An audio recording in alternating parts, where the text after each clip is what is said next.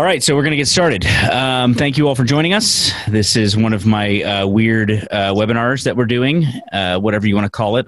I think that might be the official name, actually, at this point, is whatever you want to call it. And so Michael's here with me. Well, what's the correct pronunciation of your last name? So I don't botch it. Makara. Makara, got it. So Michael has a lot of experience in commercial installs, a lot of different types of equipment. He was on last week and had some really unique stuff that I didn't want to jump into because I know very little about it. I thought it'd be cool to just talk through some of these with him. So he sent me a bunch of photos, and we're just going to talk through some of the projects. And he had already introduced himself, and that will be in the replay version of this. So if you go back later, you can hear that. But I wouldn't mind, Michael, if you just give a quick overview of what it is you do nowadays. Absolutely. I am a commercial industrial technician, and I mainly work on startups, commissionings of new projects, and I still run, routine service calls here or there. I have some maintenance, some unique maintenance accounts I like to take care of and stuff, but primarily I'm focused on new installs and commissions. And for people who are maybe in the residential side of things, when you get into larger commercial projects, first off, they take a long time. That's one thing. And there's a lot of detail that has to be tended to. And so you need somebody with a service technician's kind of mindset to help deal with those details in these bigger jobs. And so I would think, based on your experience, that you probably could be a service technician if that's what you chose, but this is just maybe a better fit for you and your personality.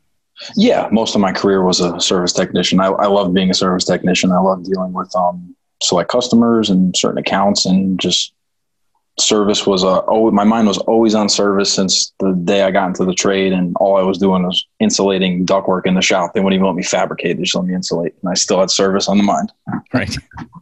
Yeah. And I was the same way. Like there was a period of time early at Kalos where we did a lot of commercial projects, and I was doing the pipe fitting myself and the installation myself. And there was parts of it that I really loved because in install, you kind of can get into a zone, which is really, there's something about it that's nice. There's more workmanship. So there's something to be said for it. The only downside is that I'm an extremely ADD person. So if a job takes too long, I start to get kind of bored. Do you ever find yourself maybe drifting a little bit on jobs that take a while? Actually, just the opposite for me. I like to take the required time, because when I leave a project, I want it to be 100%. I didn't miss a beat. I didn't miss a stone unturned. I know that when the technician takes over that at his account, quality's been done. He has nothing to worry about, because I came from when I got into service and things weren't, as quality, and the tools. We didn't have the tools we had 5 years ago, 10 years ago. The technology's changed so much. The service guy was always, here, this is your account. We just installed it, and you kind of had to do all that quality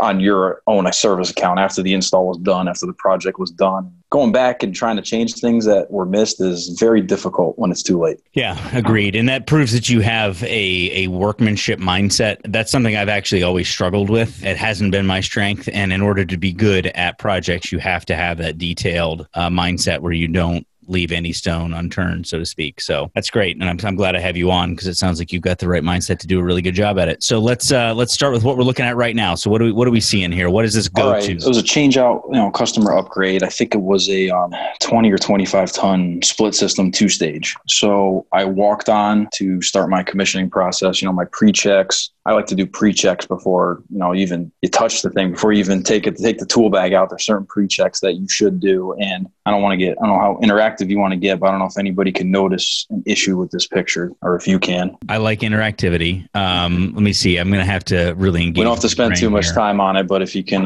if you want to take 10 seconds and see if you can notice anything right off the bat. So first off, what is this? Was this cut out of something? Or this was a liquid line manifold from a 2-stage system. It was first thing I walked up on the job, I went to go check everything. Actually, I'll go one step further. When I say my pre-checks, I went up to the job and I just verified what was supposed to be there. If someone told me, hey, we installed 20 tons. We actually had 2 changeouts on this project. Someone said we're installing a 25-ton replacement and we're doing a 25-ton replacement, same systems. I walked on the job and I checked the condenser. First thing I did was I checked the nameplate tag. I checked model, serial, make sure the voltage is right, make sure, it's not a 2 208 and, we put in a 460, things like that. So first thing I noticed was the tonnage in the model number. And then when I went up to the TXVs and I checked the size of the TXVs, it didn't add up. So I had to make a couple phone calls. Long story short, there was an issue at the rigger's yard because we had identical units that looked identical. There was an accidental swap, and they had put in the wrong unit. They picked the wrong unit on a weekend.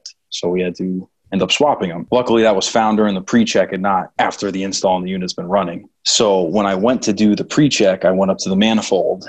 So the vertical pipe coming down was the liquid line. Yep, from the line set. Okay. And the horizontals that were cut out were the connections on the dual stacked coils. In front of the TXVs are solenoids that were staged, first stage, second stage cooling. So do you notice anything about the way that everything's been laid out? Well, it seems odd to me that the solenoids are after the valves. I'm trying to think here. Correct. Yeah, I'm trying to think why that would be. The solenoids were it was a mistake. It was an oversight. It wasn't done on purpose. I was just saying, because when I saw it, I thought, there's got to be a reason there. But yeah, I guess if the solenoids are sized for the pressure drop on the liquid line, they're probably not going to function properly on what would be now the expansion line, part of the evaporator coil, right? Yes. And now your equalizer line, your external equalizer line, which are field installed on commercial valves, your equalizer line is now feeding constantly into your suction, even when that solenoid's closed. That was right off from the pre-checks. Those were a couple things I had found off the pre-checks. So that instantly put the startup on a complete hold. You have to come back to the drawing board. That's why I say it's important to not just do your pre-checks on a commission, but to constantly be just, double checking yourself, pre-checking yourself as the project's going on, because you don't want to get too deep into it. And then you got to take 5 steps back when you just went 3 steps forward. Yeah. And always asking the question, like when you see something like this, asking the question, okay, that's odd. Why could that possibly be? And then obviously when you look into it, you find out there is no good reason why it's that way. Because that's happened a lot to me. And that's actually something that my dad's not in air conditioning. He's in construction, but he would always say that when he would run commercial job sites. So the types of job sites that you're working on, he would say a lot of people just assume that somebody else did it right or figured it out, but the real secret is in asking the question that nobody else is willing to ask. And absolutely, that's huge. Yeah. And I was actually having a similar conversation with a coworker today about that, asking why. Why didn't you ask why? Yeah. Some people are, and honestly, some people are afraid to ask why. Yeah. Some people are afraid to ask why. All right, cool. So are we done with this one? Yeah, we can move on to the next one. This is still part of the same project. So this is the after. This is the starting of making a new manifold. So we had put in a new manifold, little things, just service aspect things, adding a sight glass that wasn't there before, adding, I didn't have a good picture of it, but there's a core dryer at the top of that riser. So instead of having a 90 elbow, we added a dryer to protect the elements and make an easy change. Refrigeration ball valves are there too. That's one of the things on a lot of commercial equipment. When you read piping diagrams, these units come pre-charged with nitrogen, not refrigerant. You have to calculate your charges, and you most of the time have to field supply your service valves. They do not come equipped with the unit. They're just braze capped off ends with some nitrogen. So thinking about supplying your own valving is really huge. And that's actually, I've heard that on the VRF and VRV markets, so that's a really big thing too, is, adding in lots of valves so you can isolate really easily versus, because they don't come with them. You've got to add them, I think, in all cases. Lots of valves, especially when you get into these, like the Mitsubishi, the City Multi-style VRF systems where you have buildings and they're just putting hundreds on top of hundreds of branch boxes. And it's like a giant domino set. You can just keep connecting more and more and linking. And so the more valves you have, the easier isolation, because I've seen guys go weeks, months trying to find a small pinhole leak on a system that has miles of refrigerant piping. Just out of curiosity, what type of alloy are you using to make these joints? On those, I was using a braze filler rod. I was using a 15%. 15%? Okay, yeah, that's what I Yeah, I usually use 15%, nothing less. If I'm working on a compressor and it requires like a 56% stay still, something like that, I'll get that. But I'm a big fan of the 15%. Me too. Now, why is the sight glass pointing away from us here? Is it? It's hard to tell the orientation here, but is it? Yeah, it is a little tough. The sight glass is pointing away because of the way the unit is in that room. When you approach the unit, the sight glass will be facing you. It's one of the first things that will stand out at you. The door is not really behind me in that room, so that's why. Oh, okay, got it. The unit's kind of tucked away in a corner, so that's another thing too. I like to put things in sight, easy view.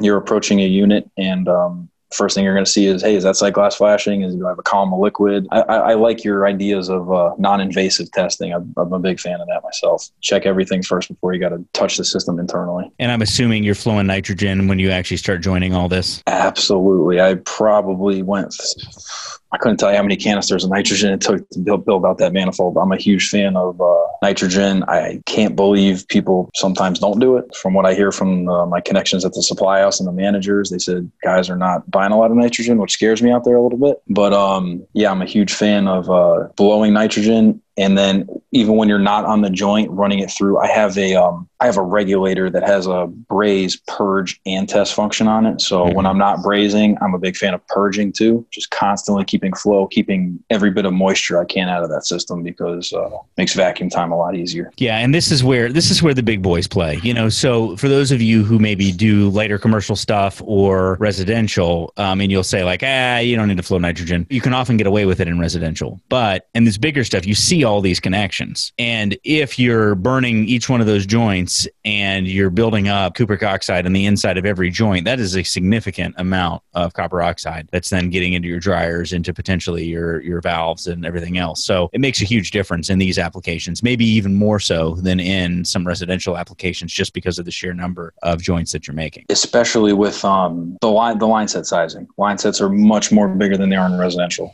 especially now with 410A. God, I don't think I've seen on residential or small equipment, you run 7/8, 3/8 for the most part, unless you got a really long line. But I've worked on 7/8 liquid lines, 7/8 and 5/8 or bigger suction lines. A lot of joint heating. It takes a lot to fill that joint, and you want to do it right the first time, and you don't want to have a mess. Actually, on this particular job, I think somebody forgot on a joint during the changeout process, because when I had cut apart to put in the isolation valves, the service valves, I'd cut a 90 out, and nitrogen clearly wasn't used. I blew into the pipe, and it looked like confetti came flying out of it, all from the inside buildup. Yeah, like funeral confetti. Exactly. It was black rain.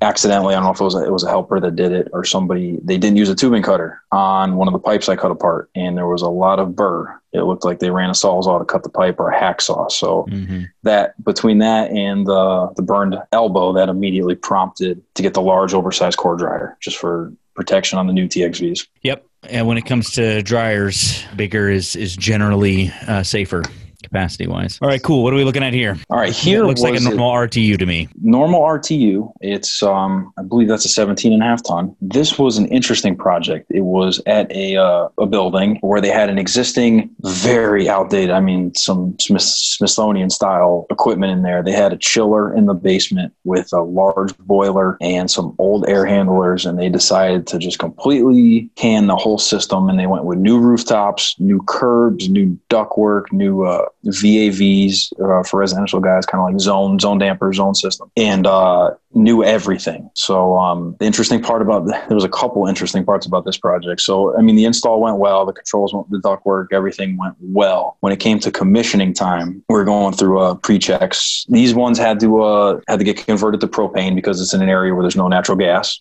So they had propane on site for their boiler. These units came shipped for natural gas. They had to get converted over. As I was going through the conversions and testing pressures, I thought I had an issue at first. My manometer, I never had this happen before, went to OL, kind of like on my meter, reading an open line. I said, oh, that's weird. So I kept playing with my manometer. I kept checking the settings. I kept going crazy. I couldn't get my digital to work. So I always keep an analog spare compound gauge in the truck. I put the compound gauge on. I got 2 PSI. That is not inches of water column. That is, 10 PSI. Oh. Not inches of water column, 10 PSI of propane pressure. And I think if you go to the next picture, I can explain what happened there. So as I'm tracing out to the system, I noticed there was no regulators on the rooftops, but I saw regulators by the tanks. I'm not a propane guy, not a propane service or a delivery company or anything like that. So coincidentally enough, when I was investigating this, a delivery guy came up to me. He said, I just asked him a question. I said, hey, what do you guys running here? He goes, oh, well, the delivery guy was like, you got your high pressure off the tank, that red one, right? You got high pressure off the tank. We used the red regulator to step it down to 10 PSI. And then we have the green regulators, which go from 10 PSI down to your 10, 12, 14 inches of water column, where you can adjust from there.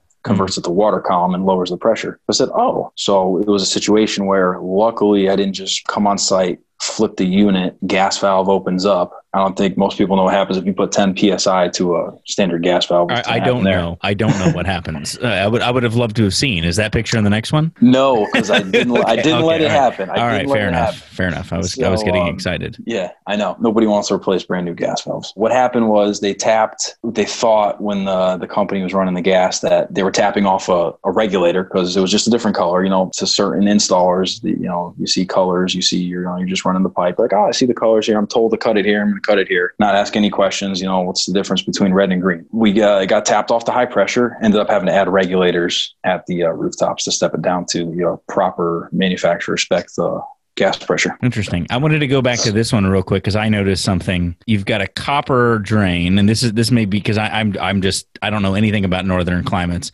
You've got a copper drain, and it's draining on the roof. Is that pretty standard? It is pretty standard. Yeah. Most rooftops in this area, you will see they'll just drain it on the roof. Some people drain it to a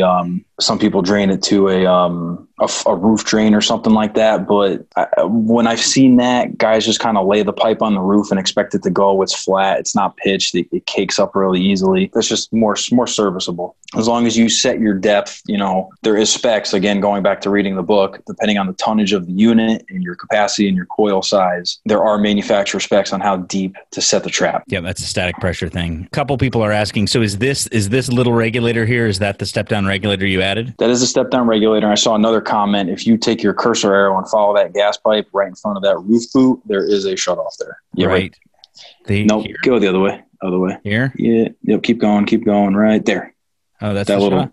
It's hard to see because it's. I think the body of it got painted yellow too. So. And then the question about a drip leg, dirt leg, whatever sediment trap. We don't do that in New England because of our frozen climates. Inspectors don't like that. And that is an interesting thing because that it is very regional. Some people think that it's like code everywhere, but for example, in New York City, they absolutely do not allow it because they don't want another place for people to tap into to run additional appliances off of. It's the reason why I've heard they don't. So I think there's different. That is too, yeah. And the freezing thing is an issue. It gets cold. That particular job is in a very cold climate in the wintertime. There was definitely some cold days there on that project. So, and as far as I saw another question too, that trap is for the AC drain. Someone said it's a condensate acidic. The rooftop's not condensating. It's not like a high efficiency furnace on the heating side. That's just for AC condensate. Right. Just air conditioning. Cool. All right. So I think that's it for this one, right? Oh no. So yeah. So one more unique feature about this job was we went to go do the startup. When I was doing my commissioning process, I had issues getting the fan to run. The fan would not run on a call for just fan. When you applied a call for heating or cooling, it for some reason would energize the fan. This unit came spec'd by the customer, kind of one of those design built things with a lot of features, a lot of ventilation, it's a public space. So, CO2 monitoring for ventilation, economizer, barometric relief, all those things. And it came with a factory drive on the blower motor. Interestingly enough, the first thing that popped out of me was when it called for fan, it stopped at 50 hertz. It wouldn't get to 60. So, in our continent, we run things at 60 hertz for the most part, unless you're varying it. They weren't varying the speed on this. They're using it for like energy efficiency, soft start, stop, things like that. I'll make a long story short, a lot of going through the unit. It left the factory programmed for international unique. That was the first for me. It was a unique one. And every drive, every voltage, every baud rate, speed, everything was what you would see in Europe or over there, whatever. I'm not too familiar with their power grid over there, but I had to take about a half hour to an hour of my time and reprogram it for North American specs, and then the unit worked perfectly fine. But that was a tricky find. That was an interesting one. So Tim is still commenting about the sediment trap. So I want to clarify again that yes, there is reference to it in the gas code, but it is still an AHJ thing. It's an authority having jurisdiction thing, and you are correct that you do tend to see more sediment in propane than natural gas. But just I've talked to a lot of people who work in certain municipalities, certain areas that they don't use them. So I get what you're saying, but we've had this conversation many times in the group with different people from different areas. Yeah, and this job was inspected by the town because the gas line was all new. It wasn't existing. It wasn't a change out. Everything was brand new. So it had to hold a pressure test and be inspected by the local jurisdiction, and that's what they wanted. All right. So moving on. So now we're going into computer room air conditioning. So this is really interesting to me. I've never done any data centers. So give me a brief rundown of what type of facility this was. Obviously, we can't get too specific because it's a customer, but yes, generally speaking, what is this? Believe it or not, this was, we will get to data centers. This was a data room for a specific company, office company, okay. They had a little more hardware than normal because of the type of work they did. And they were very over the top and wanted to invest into their equipment to make sure it was well protected, well cooled, well humidified, all that. It was, you don't see this a lot anymore because these type of systems are incredibly custom spec'd and very, very expensive. Believe it or not, a lot of people are going now with just like, if they can get away with a ductless Mitsubishi with an inverter driven compressor and a wind baffle, it's good enough for them. But there are certain customers that still pay attention to the temperature, and the humidity is huge because, any sort of data room, lab, whether you're manufacturing plastics, whether it's servers, at 35%, you run the risk of creating static electricity. And static electricity does not do well for circuit boards. It does not. It's what makes dust collect to, the shelf and the TV in your house, and plastics if you're manufacturing plastics. So that's why humidity is also very crucial in this application. This particular job, it was a change out from existing system. Some complications with this were line set length was an issue because it was in an office building and the condensers were in a parking garage, and the manufacturer is very specific on the line set length for this particular type of equipment. For the most part, it's just I do like computer rooms. I do like data rooms because it's quiet. It's usually good working environments. Not too much is in your way. It's a neat, clean room, and it's very secure. Customers do not like everyone in the company having access to this one room, right. Especially in the world we live in now. This particular one, what I really wanted to hit home on was these. A lot of people walk up to these. I've had a lot of guys. They walk up to a unit like this. It doesn't look standard, and they get nervous. They get nervous at the touchscreen. They get nervous at the fancy lights and the controls inside. If you want to go to the next picture, I think I took a picture of the inside of the cabinet. Somebody's asking what the normal setting would be for these types of applications. Like what would the normal temperature and humidity be? That varies because in this particular room, this was an existing data room, and where you really need to start is, I know you've touched on this a lot, especially in your climate with sizing air conditioners. You got to look at the envelope of the room. That's probably the single most important part of data rooms and server rooms is the envelope. If you talk to design manufacturers like this particular manufacturer here, if you talk to their design engineers, when you're filling out pre-checklists for them to design a piece of equipment, because these units are built to order. They don't sit on a shelf. There's lead times. Once you order it and you sign for it, you own it. There's no returns. There's nothing. They want to know that you have a vapor barrier. That's huge when keeping the humidity contained. They want vapor barriers of plastic, and they want up to like R35 insulation now. As far as temperatures, I like to see probably around that 50% range is like pretty safe, 45, 50. All depends on your envelope, what you're going to get to. As far as temperature goes, there's some sticky situations with temperature nowadays. Manufacturers of the equipment are designing around like a 75-degree temperature. Most people are learning now that you have to go by the hardware. Whatever server you have, whatever brand you have to go to your manufacturer and say, well, what's the highest inlet temperature that this server microchip device can handle, and then you kind of design around that. Most of this equipment is staged, so you leave some leeway for adding additional server guys, IT guys call it hardware. That's what I mean when I refer to hardware.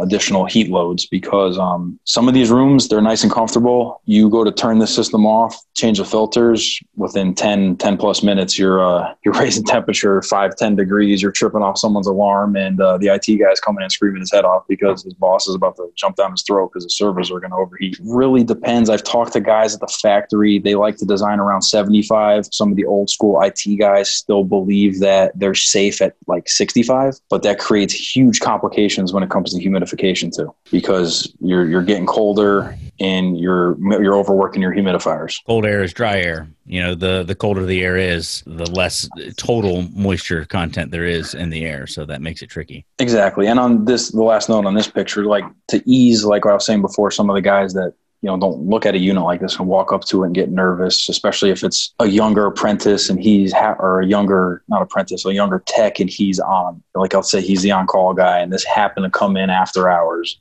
Just labeling things. I'm a huge fan of a label maker. If you don't have one, buy one. They're relatively inexpensive, and just doing things like hanging the door key. Like that was all done by me. That was done by the manufacturer. Next to that is a piece of plastic where I put all the manuals, so they're either in chronological order. Just anything you could do to make the next guy's life easier, he'll thank you for it. Yep, absolutely. One question that's been asked a couple times is in these types of rooms, is there lead lag types of configurations? Absolutely. This particular configuration is a lead lag. The unit behind it is labeled crack number 2. They lead lag based on a timing schedule. Actually, this customer had existing automation, so the automation company has a built-in timer. I think it's weekly. They try to alternate like on every Tuesday at like a non-critical time, whether it's like 2 or 3 o'clock in the morning, they'll rotate the unit. If the other unit fails to start, it'll recognize that based on the temperature demand and will run back to the other unit. And it'll also not only lead lag, it's built-in redundancy. If one unit is struggling for whatever reason, someone left the door open, whatever it may be, the other unit will come on as support. Yeah, we did that in some telecom applications.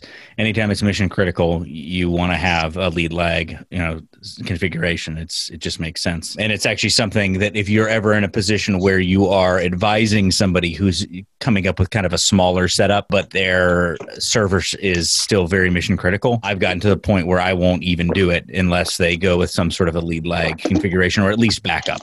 At least having some sort of secondary. Going back to the commercial line, the commercial aspect of our trade, you see a lot of redundancies, a lot of backup parts on site. Like in commercial, we don't run around with a lot of parts. When I did residential, I was set up to fix everything but a compressor. I had blower motors, TXVs, multiple everything, but commercial is just completely different because the parts are completely different. They're hard to get. So a lot of customers want that redundancy, need that redundancy. If that they're willing to pay for it if it's going to affect their business's bottom line. All right, so let's go to the next one here. So this next photo is actually the inside photo of that unit. Going back to, like I was saying, a lot of guys, I have a lot of guys come to me, they'll walk up to this unit and they'll just get nervous. They'll see all the wires. They'll see a controller. This is a microprocessor controller. They're like, I thought I worked on AC, not computers. I'm not a computer guy. I just wanted to, rest assured to everyone looking at this photo, it's just about being comfortable with wiring diagrams and knowing that the theory, everything is just,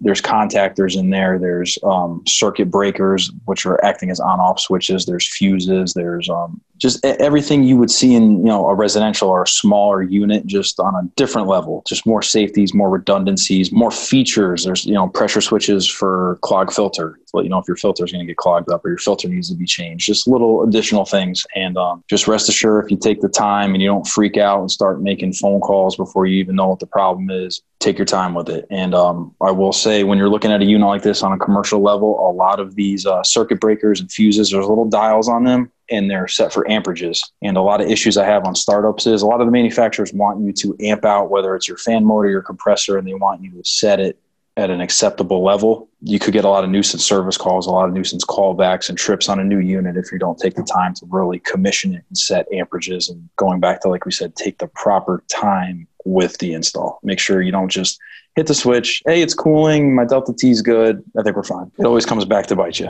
Yeah, and for technicians who haven't seen this before, this is just a mounting system called a DIN rail. So everything is organized so that way everything's neat, and you use a lot of terminal blocks for connections, which is actually a nice thing once you get used to it. DIN rails are actually great. So these are what you would call DIN-mounted breakers and DIN-mounted contactors, relays, all that. And it's actually a nice thing. It looks kind of European, but this here looks like it says made in the USA. I'm pretty sure it says made in the USA. So this particular manufacturer, Stultz, they're not to get brand specific, but they're a competitor of Liebert, and they make all their things in their USA plant on this side. They have other plants across the way, German made, but they manufacture all their American stuff here on the East Coast. Yeah, I was thinking that they were a German company, but yeah. So anyway, and you'll see more and more of this when you get into higher end commercial stuff, a lot of DIN rail mounted components. And once you get used to it, you'll actually find that it's actually really nice for organization, but you don't have the advantage of a bunch of different colored wires. They use the same colors a lot and they just label them. And you can usually refer back to the wiring diagram and see what each, number is.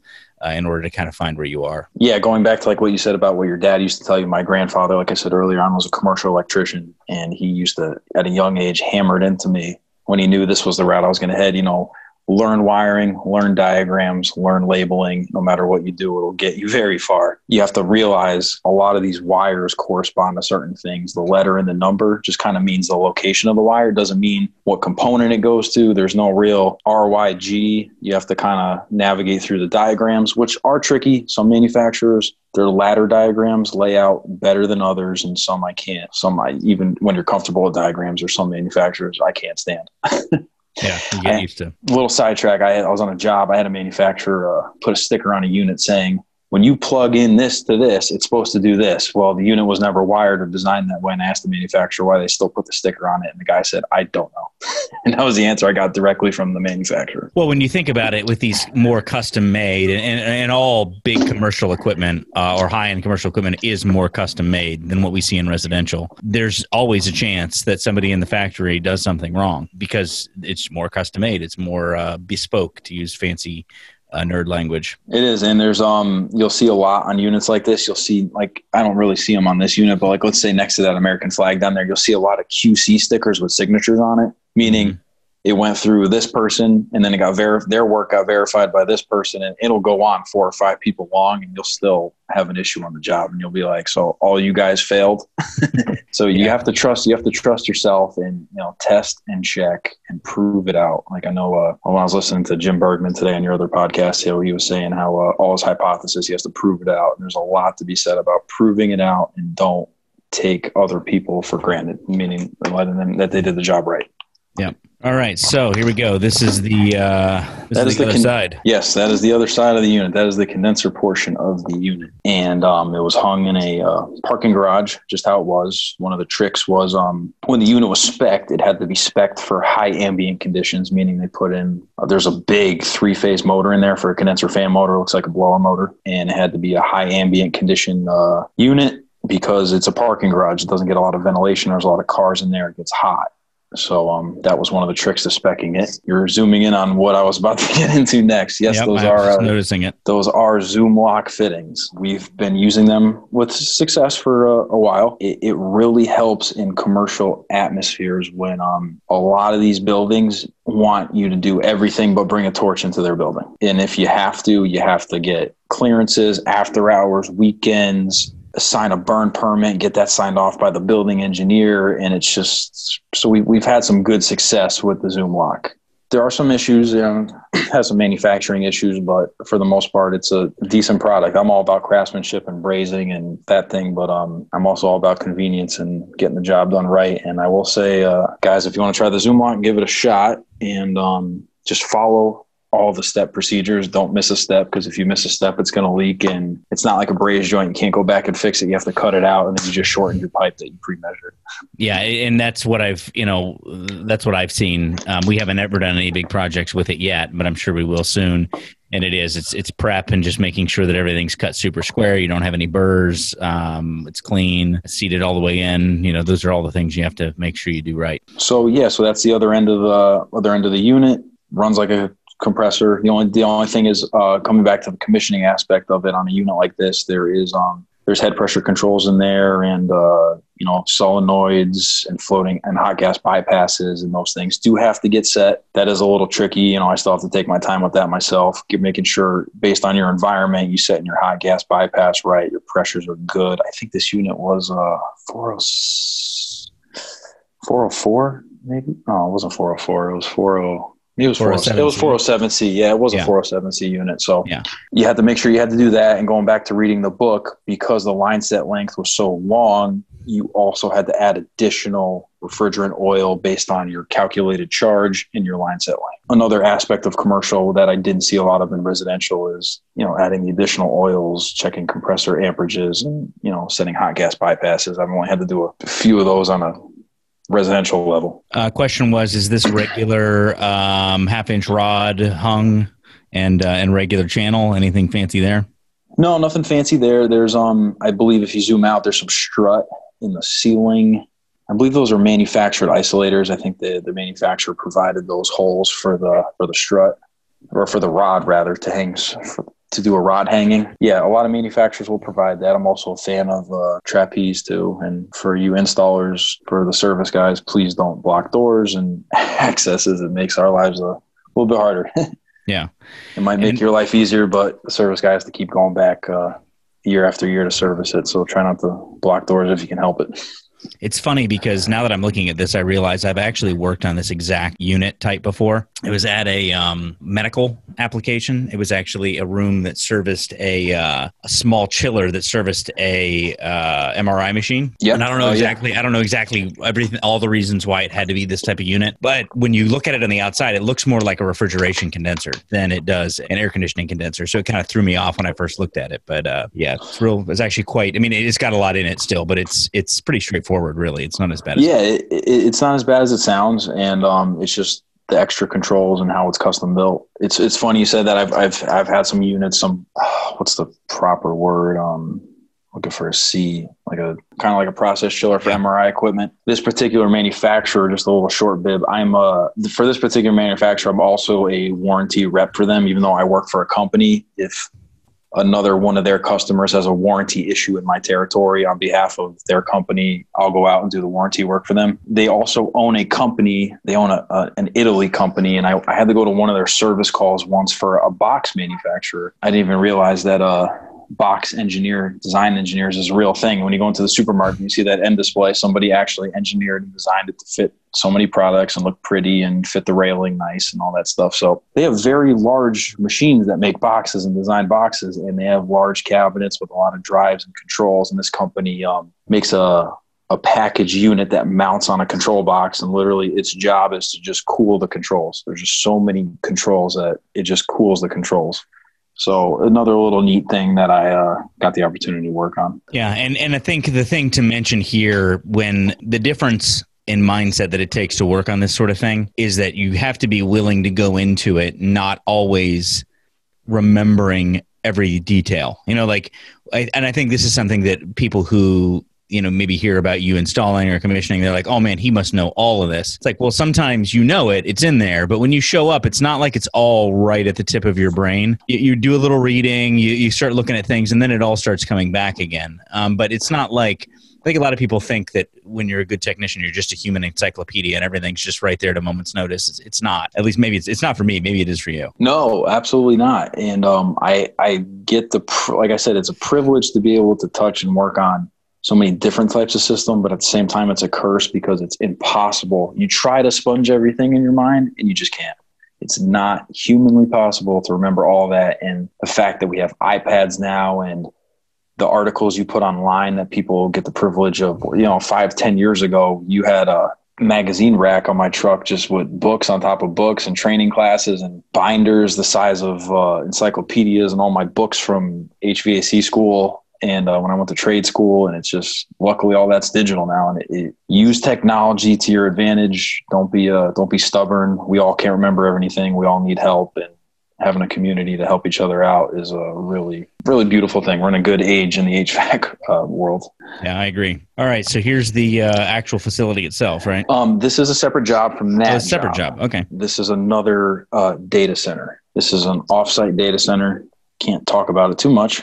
Okay. So it's basically, there's a lot of data centers around the world that people don't know about. They like to stay hidden, and they basically provide secure transfers for companies, whether you, like, let's say, your business, Kalos, let's say you have a lot of information, a lot of critical data stuff you want someone to secure offsite. It's always safe. It's always cool. Nobody can get to it. It's in a building that's 50 feet above the 500-year sea level type of industrial top secret information. This is a new wing, a build out of that facility. It wasn't too much going on. We were contracted to set the new units in place. We provided the new crack units, and they were pretty, I say basic. It's not going to sound basic to some people, but there was chilled water piping in the facility. This facility runs a big chiller plant with megawatt generators. They just have redundancy on top of redundancy. Generators that pump out 13.8 voltage, step it down to 460, all that stuff. So we provided the crack units. I was on site to provide support for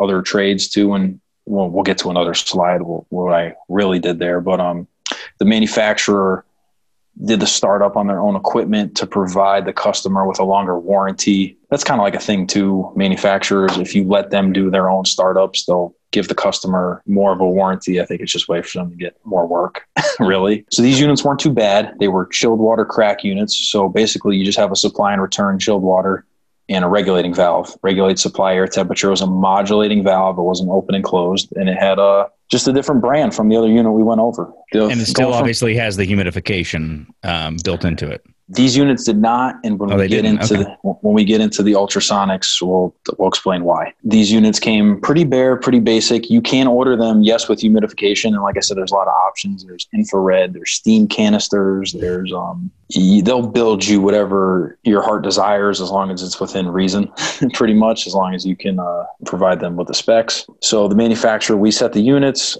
Interestingly enough, I don't know if a lot of people know, the floor in this data room is a raised floor, meaning each one of those 2x2 tiles that we're looking at comes up, and there's probably 2 to 3 feet below the ground, and the whole floor is your supply duct. You basically pull a tile out, put a grill in, and that's your supply duct. Returns come in from the top. And that's how they circulate these data rooms. When this data room is finished, some people do it, some people don't. To increase efficiency, they do what's called hot decks and cold decks, kind of. That goes two ways. So I actually used to work on systems that had a true hot deck and cold deck, but in server room related, it means you're supplying the air curtain in front of where the hardware, the servers are going to take the air in, and you're exhausting all the hot air into your return, and you have sheets of plastic or barriers not to cross that air to keep it pretty well contained. And so what I had to do here was these come with these particular models were ordered with EC fans, and the fans had to be dropped into the floor from the unit. And what that does is that just it increases efficiency, blowing the air into the floor and creating your supply that way. Now the fan is in the floor, and it could fan out a larger area of airflow. It can make spread more air more efficiently and allow it to better produce into the space. So the fans had to be what's called lowered. You just drop them into the floor, bracket them down, and that was pretty much it. We wasn't much going on in this one, just a lot of support on this one. So let's see if I can imagine this right. So you've got all these rows of servers, and you have this, some people are saying hot aisle, cold aisle. Does that sound right? Yes, that does. Sorry. Okay. I had hot deck, cold deck on the mind. Something totally different. That's another podcast. I was wondering, but okay. Yeah. So you have a hot aisle and a cold aisle. The cold aisle, so you essentially blow air up, it's drawn through the equipment, and then it comes out and returns down the other side, right? Wait a second. Which side is the supplies in the ceiling, the returns are in the floor, or the opposite? Returns are in the ceiling, supplies are in the floor. Okay. All right. Supplies are in the floor. Okay. And then, so you mount these electronically commutated blowers, these EC blowers down or fans in the floor. And those then are what actually provide that supply air drawn out of the floor up into the front of the row, right? Yep. And okay. You're isolating. You don't want that hot aisle and cold aisle to mix. You want all that heat to be rejected into the return area, into the hot aisle, which then goes into your return. And you want to keep that separate from your cold aisle, just for efficiency purposes. Got it. Okay. That makes sense. Yeah. Cool. Yeah, I learned something new. I always like it when I learn something new, which is every day. Here's the for all the guys that say us commercial guys don't get in the attics, we got to go on the floors. So here's we used to work in some grocery stores. Just another quick, we used to work in some grocery stores that had a trench because they had all underground line sets, and that was a nasty thing to have to get down into to run your line sets and all that. You'd have this just giant pit with all of them coming in from the cases out in the store. So lovely. So we used to have fun with that too. Overhead is a lot better. You already live in a swamp. I didn't know you can go below the swamp. Well, yeah, you generally can't. There's very few exceptions to that. So cool. So this is the interesting photo that I think sparked your attention last week. These are ultrasonic humidifiers.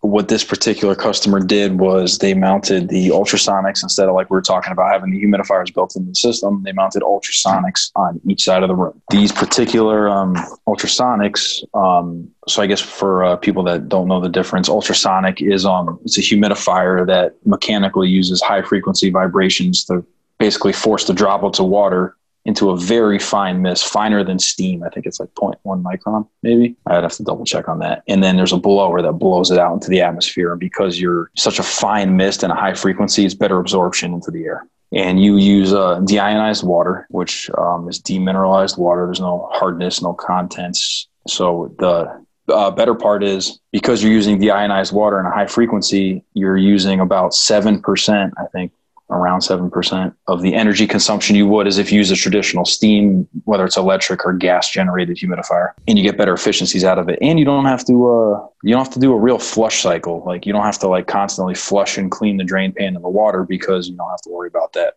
hardness. So what is the water? Do you know what the water is actually going through that's exciting it with the ultrasonic waves? Like, how's that actually work? As far as the deionization process? Or just the actual excitation in order to make it into those tiny droplets? Because obviously ultrasonic means that you're using sound waves to vibrate it really fast. I can't, I don't know the full details about the mechanics of this particular system, but that's what you're doing. You're using ultrasonic vibrations to literally move the water so fast that it creates the droplet effect. And it creates that fine mist. And then you're just using essentially a blower. There's a blower motor in there that's just blowing it out. I can't get too specific on exactly that particular process, but that's the extent of what I know as far as how it goes. What else was I going to? I know what I was going to say. This is an interesting fact that I learned recently. That's actually just something I've never thought about, is that when we see what we call steam or mist or whatever, we're actually looking at water droplets that are condensing. And so true steam, meaning superheated steam that's actually fully vapor, water that's fully vapor, you don't see. And for whatever reason, that just never registered with me before, that if it was actually still steam, meaning it wasn't condensing, then you wouldn't see it. What you're seeing are actually water droplets in the air once it begins to condense. Anyway, just a weird fact that I just wanted to... Yeah, exactly. This is cold steam. Or I shouldn't say steam, cold vapor. Sure. Right. It's a vapor, the right way to say it. Yeah, there's, I did a lot of steam in residential too. And the funny part is a lot of the manufacturers wanted you to put it on whether it was the supply side or the return side, just for manufacturer specs. But if you there's actually times where I put hot steam into a ductwork and it almost dissipated the second it came out of the nozzle. It just completely evaporated. And what I tell a lot of people is too, moisture is not exactly like temperature. When you get to on a commercial level, when it comes to programming and checking steam, you also a lot of these units you program by grains of moisture per pound. You don't necessarily program by relative humidity. Right. There's algorithms built in on grains per pound. And that's a whole nother math lesson. That it's one of those things where you know about it, but you still have to read about it every time you want to do something with it. Yeah, that's true moisture content. I mean, that's what we call absolute moisture. And actually that tracks with dew point. Yes. And in reality, for a lot of what we do, that's actually much more meaningful than relative humidity, because obviously relative humidity is relative to the temperature. So yeah, really interesting stuff. Something that I've spent a lot of time learning over the last few years, and it's a lot of fun to learn about. Absolutely. And the last little tidbit on this is the drains are stainless. The piping is, the supply is stainless. There's a plastic tubing because you cannot run deionized water through copper. It'll create a corrosive effect over a long length of time. Interesting. Now we're going to go into the complete opposite of what we just talked about. This was a first. I've done a lot of steam humidifiers. Mostly they've been electric. This was the first time I've ever worked on a heavy duty gas powered one. It was essentially like a large boiler almost. In the way it works, there's not like a nozzle or a canister that fills up that you have to change every year. It just uses gas to create steam at a higher content and a higher pressure. So it just boils off. It modulates. There's a modulating. I shouldn't say modulating gas valve. It modulates the inducer motor, which ramps it up and down your combustion, and that's how it produces its output of steam. So this particular job did have some challenges with it. Going back to pre-checks, and actually, if you want to just flip to the next photo. Yeah, so going through your pre-checks before you even power the unit up and what you're working on, this was this unit came equipped with automation to tie into the customer's existing system. I found this, it was shipped this way with the manufacturer. That's the BMS card, half off, pulled off, pronged off. Ended up fixing it, putting it back on, and long story short, that whole board ended up blowing a month later. Manufacturer had to send a new one out. and replace it. So always things to look for. You never assume that the shipping company handled it well. Interestingly enough, a couple of issues on this one were blowing back steam. This pipes up to this was a large unit. It was going into a rooftop, and it was going into a large rooftop. I don't remember the tonnage of the rooftop, and the steam was blowing back on startup after it would hit a certain threshold. I think this one was above 80% output. So when it reached above 80% output, built-in relief so these things don't become ticking time bombs. There's basically holes, pre-drilled holes into nozzles inside the unit to allow steam pressure to vent, so the thing doesn't become a big explosion. And it vents right in here? No, believe it or not, that pipe right there is the fresh air. This. Yes, that's the. I'm talking internally. There's a little relief. No, that's what I was saying. So, but it yes. actually vents. It actually vents right within this unit somewhere. Yes, you'll see steam. You'll see steam leaking out of cracks of doors if it's really bad. Okay, got it. And okay, so quickly, this is the combustion air then. Correct. Yep, that is this unit. And so this is a ventilation controlled room then. Yes, it is. That? Okay. It's a very, very large warehouse where this unit is stored. Very large. So the combustion vents up to the roof, and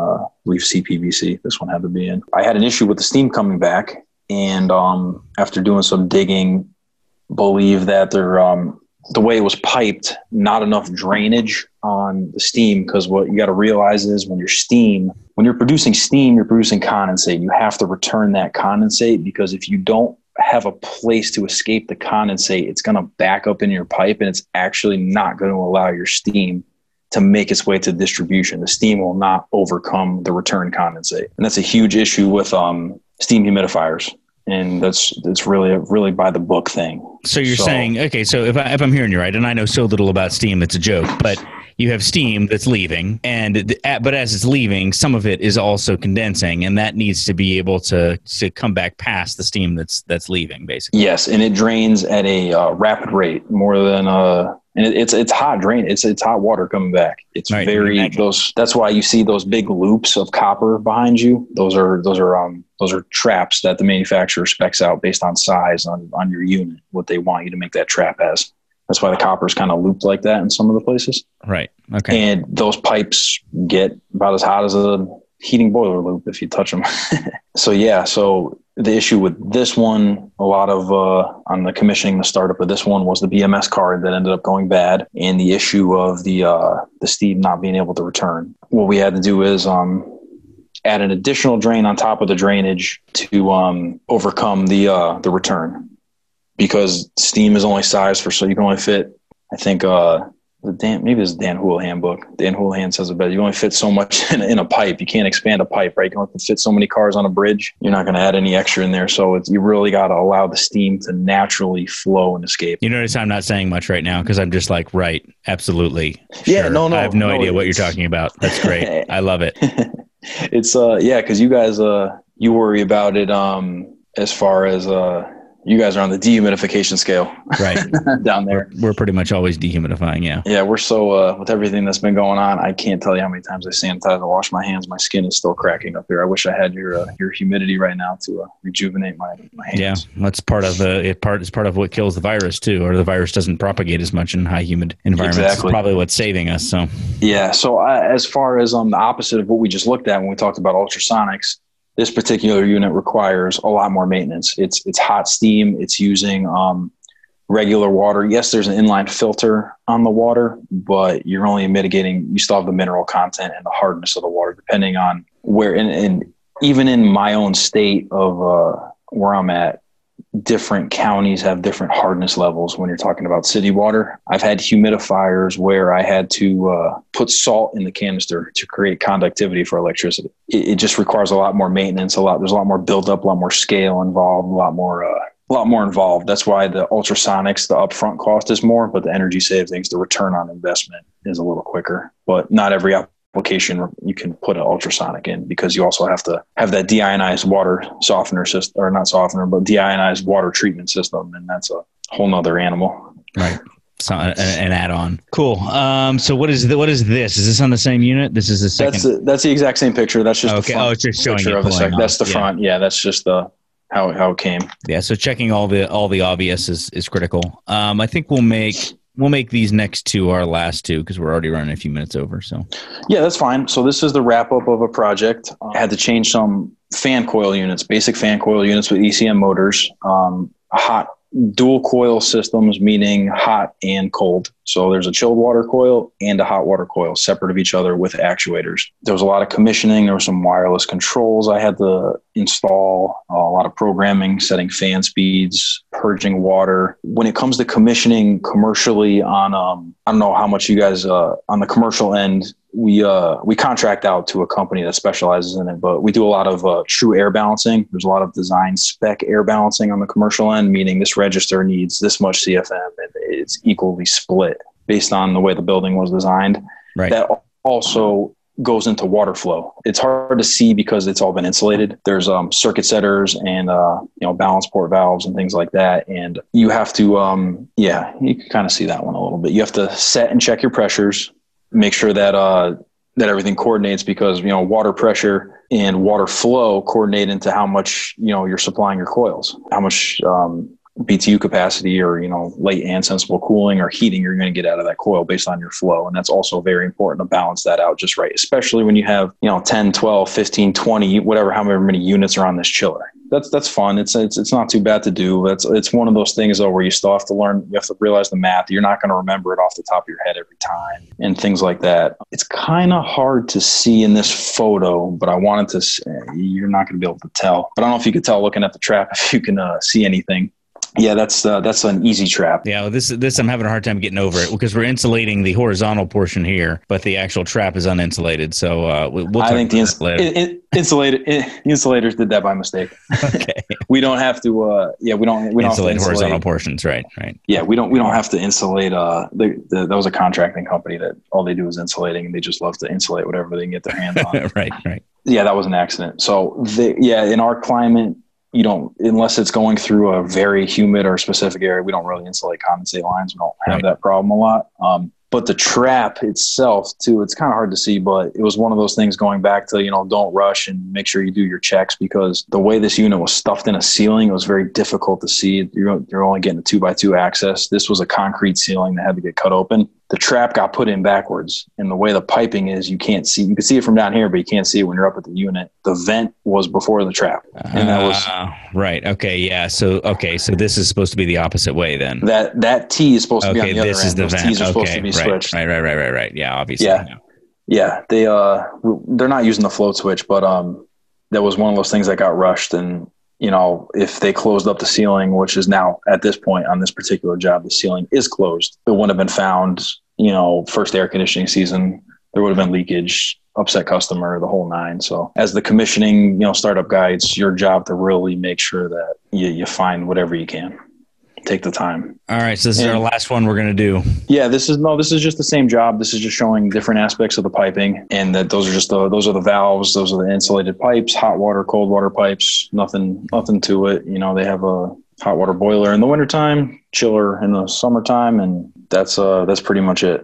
The reason the ball valves are facing down is because it's in the ceiling and they're putting an access there. I'm standing on the ground. That's all going to get re-concreted and plastered in, and they're going to have a small access port just so you can isolate the unit if you have to. That's really it. Actually, on the same if you want to just slide to that last picture real quick. Is this the last one? Oh, yeah, we could skip over those pictures. You don't have time for those if you know. That's just a Mitsubishi in a server room instead of a crack. And the next picture was just me having fun with my True Blue hoses, showing that when you keep the system nice and clean, you can pull some serious microns. Right. That was, I just threw that in there to have fun with it. That was a maintenance I did, new customer. We didn't do the install. We were just asked to do the service, and their quality guy didn't realize that the exhaust fan was not secured to the curb. I found that on the maintenance, and the only thing holding it was a BX cord. If we do get hurricanes in this neck of the woods occasionally, a hurricane would nicely just tore that right off the roof. Yeah, that's nice. Nice and stuff. Then I'll go over this one if we got a couple minutes. Yeah, go ahead. Sure. This is that same project with the fan coils. We did a restoration. Sends it out to a special company, makeup air unit for that particular building. Instead of, they didn't want to replace the unit, so we had a company come in, sanded, grinded, took every piece of rust off, recoated the drain pan, which is why it's all white on the bottom there. They repainted the bottom. They basically restored the entire makeup air unit, and we're I'm actually heading back there tomorrow. I'll be doing some piping work. It has a chilled water coil, which is what we're looking at. And then it also has a steam heat coil. I didn't have a picture of that, unfortunately. So it in the wintertime, it uses steam heat. And in the summertime, uses cooling because, they're bringing in so much air. It's a very large building. In commercial, when it comes to makeup air, sometimes they'll just bring in hot air, whatever it is, and the load of the units in the building are supposed to be engineered to take on that additional load. Some people just cool it and heat it right off the bat. So you don't have to worry about in the wintertime bringing in 55, 40 degree, 30 in our area, 10 degree air into your warm building and throwing off all your units. And then I just showed a little love. We pressure washed the coil out nicely and had to blast it both ways because that's probably a 3-row coil, it looks like. Yeah. There's a lot of dirt in the middle, very old, probably 20-year-old coil. And tried to show the pastorellas a little love, throw some pan treatment on the bottom there, but they never reshared my photo on Instagram. So. Oh man, well, we're gonna have to work on that. All right, so I just wanted to clarify again the reason why we're doing this series of webinars is I don't know that we'll necessarily always do this, but I think right now especially there's a lot of people who are displaced. There's a lot of students right now all across the country who are sitting at home when they thought they would be going to AC school, and there's something about just seeing real work being discussed by people who do it. And yeah, there's a lot to it. I mean, we could talk about any one of these things and go through the plans and specs, for 5 hours if we wanted. But we're just doing just kind of a brief overview, giving you a view of what some of these other worlds look like. Not necessarily always the hardest hitting content, but I think you pick up a few things along the way. Tomorrow, we're going to be talking about grocery refrigeration. So we're going to have my brother, who I'm going to have to figure out if there's a mute button so I can hit it quickly. And then we're also going to have Jeremy Smith and Kevin Compass, who are two great grocery guys. But hopefully you enjoyed this. For those of you who are kind of new to this, because I'm sending this out to a very new group of people who don't interact with a lot of what we do. We have the Facebook group. We have HVACrschool.com, obviously, where a lot of this stuff gets posted. We have the YouTube channel. But this specifically is for you to see some things that are different. And it's not, like we're not sitting here going through a bunch of tiny details, but hopefully you get something out of it. And I can't thank you enough, Michael, for taking the time to do this. I really do. Yeah, of course. I had a blast, and I really appreciate what you've been doing. And I've always enjoyed teaching others. I like to share the knowledge. I don't like to withhold the knowledge. And I think together we can all make HVAC, really fun, really good, get people interested in it. It's hard to find new people that want to get into this and really have a passion about it. I tell people all the time, I'm just an HVAC nerd. That's all I am. I'm just a nerd with good intentions, and I enjoy what I do. And I love to share my knowledge, and I really appreciate everything you've done. I love the podcast, and I really had a lot of fun doing this. Anybody has any questions, I don't feel shy. You can reach out to me about anything I can clarify. And hopefully, maybe we can do this again sometime. I'm willing to talk about anything. Well, absolutely. I really appreciate it. I just saw Rudy Leatherman say, thanks, guys. So that's pretty cool. Rudy's a kind of a legend. So yeah, it's great to have you, and you do a great job. And that's why I wanted you to come on. I could tell you take a lot of pride in your work. So keep doing what you're doing. And yeah, we'll do it again sometime. The messages, everybody save those photos. You too can show them to the whole world and have it nitpicked in front of hundreds of people. So thank you all, and stay safe out there. And we'll talk to you next time on the HVAC School podcast.